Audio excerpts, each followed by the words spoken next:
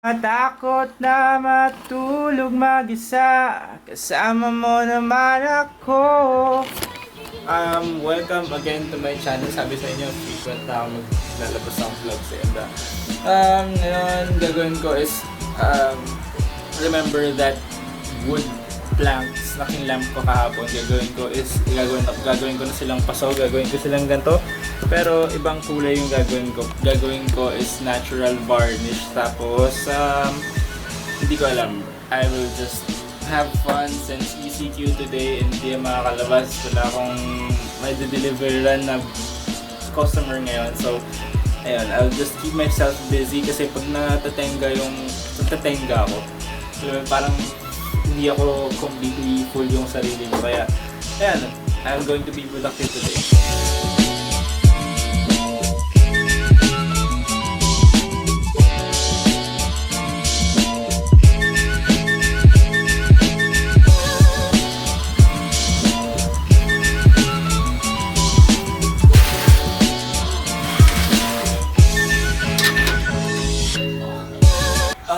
Normal morning routine, chinecheck ko lang yung mga plants kung meron silang like aphids sa ilalim, like this, meron ba siyang aphids ba po?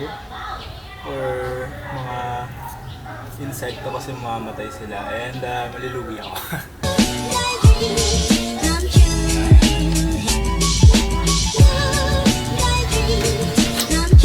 So this is the workspace na sinasabi ko and yan yung pinagawa for me para doon ako gagawa and ayun, kulang na lang sa kanya is bintana kasi kulang pa budget eh. Ito para hindi naman siya totally soundproof pero para kahit pa paano maliles yung noise. And ayan na yung mga kinlamp kong kahoy last vlog ko. Gagawin ko is liliyahin ko na sila gamit itong grinder na yan, yung red, tapos puputulin ko sa gamit itong miters na to. In order to build yung pot na pinakita ko sa inyo, kailangan mo ng 5 planks of wood. So napapansin nyo, medyo matrabaho siya and matagal. Yung kalaban mo dun is yung time kasi hinahabol mo kapag gumagawa ka like mass production, dapat mabilis, diba? Yun, hihintay mo kasi matuyo yung wood kaya medyo matagal. Kaya ang ginagawa ko is meron akong ibang revenue stream, income stream para habang naghihintay ako, of course, hindi nasasayang yung oras ko like nag-Facebook ka lang ganun. Hindi ko talaga kaya yung ganun eh. So ayun, meron akong 5 planks. Tapos gagawin ko is ililihain ko to, like papakinisin, tapos gagawin ko siyang ayun, pot. And papakita ko sa inyo paano. Pero by the way, kailangan mo ng mask. Kasi nurse kasi yung kapatid ko. So sinabi niya na nakakalang damage daw yung mga halikabok ng kahoy. Kaya kailangan ko ng mask. So binili na ako ng kapatid ko ng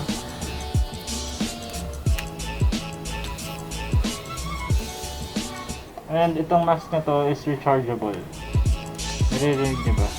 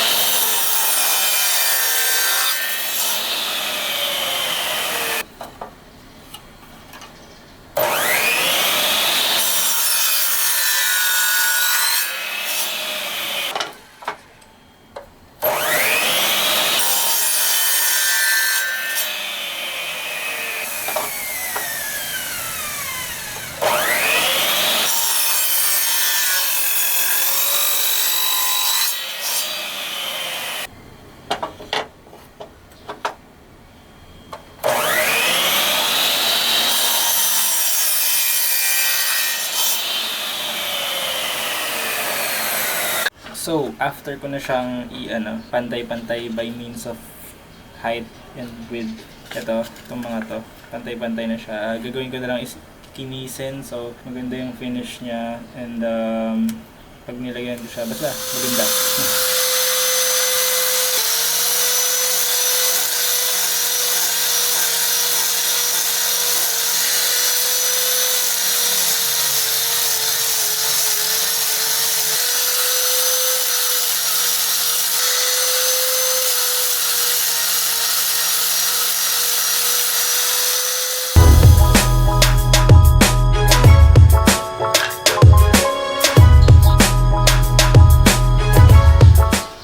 So, no need for this mask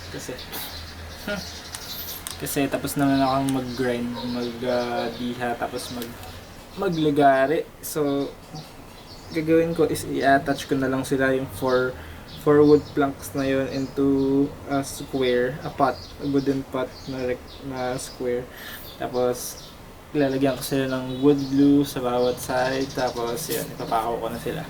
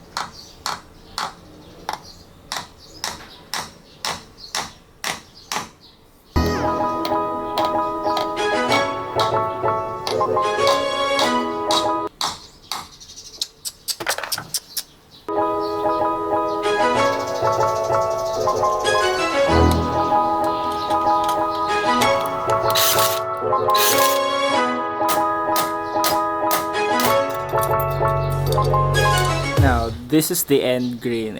End green. Bali siya yung dulo. So, hindi mo siya pwedeng lagyan basta-basta ng wood glue tapos ididikit mo agad yung wood. Kasi etong wood na to, sisip-sipin lang siya ng wood paloob. Para siyang straw.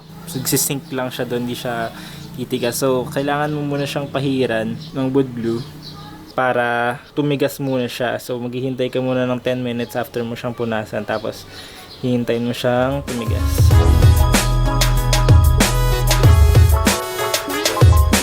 So, after some time, ayun, tumigas na siya. Kita nyo ba yun? Sinipsip siya paloob lahat ng wood glue.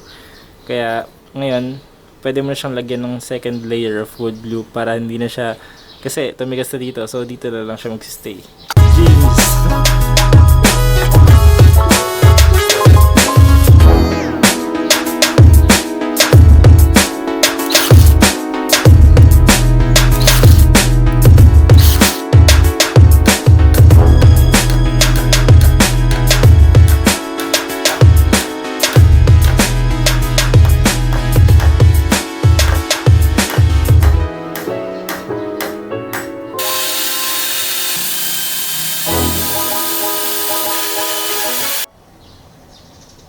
So finally, tapos ko na yung finished product.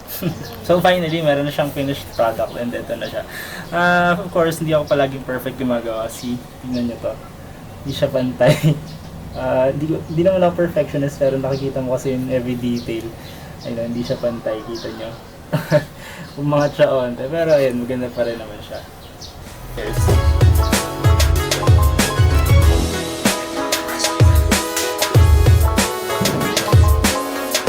Yung woodworking, isa lang to sa business na mga pinagkakaabalahan ko.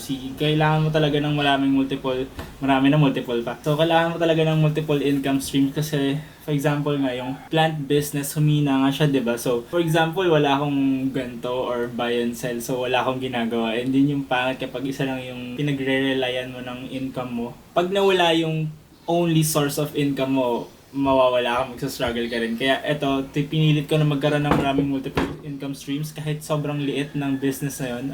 Pinipilit ko pa rin na magkaroon ng mas marami, siguro minimum of 10 para nasusulit ko yung time. Kasi totoo, pag nag-business ka, hindi naman palaging malakas eh. May month na malakas, may araw na malakas, may oras na malakas. And pag wala kang ginagawa sa yung mga parang tawag nila patay na oras pag sa business. Pag wala kang ginagawa doon, nasasayang yung oras mo. Nagpo-Facebook lang ako nun. Tapos ayun, medyo nasasad ako kasi sayang ko yung oras ko eh. So ayun, pinipilit ko na maghanap ng kung ano yung mga trend na business kasi yun talaga yung kailangan mo kapag nasa e-commerce business ka, lalo na ngayon na digital na lahat. Lahat online talaga kinukuha ng mata. Especially ngayon na pandemic, lahat nasa bahay lang. Tapos lahat ng products nila gusto pinapadeliver na lang ganun. Food or gadgets. Ay, honestly, kahit saan.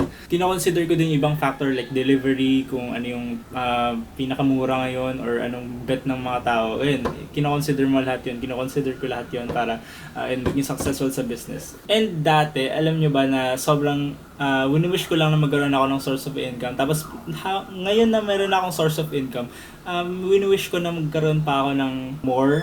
Hindi ko alam kung talagang ungrateful ako or talagang meron lang talaga akong goal. Kasi akala ko dati pag meron akong source of income, satisfied na ako or good to go na ako. Pero ngayon pala, kailangan ko pala ngayong matanda na ako, parang tumatanda tapos adulting na, magkakaroon ako ng bills soon. Nagbabayad naman ako ng kahit onte dito sa bahay. Tutulong-tulong. Pero, ayun, it's not enough for me to earn. I mean, to save. Pero, ayun, little by little naman nakaka-move forward and I know na magkaka-progress ako and yan, sana kayo rin subscribe kayo guys, like and share. Bye bye.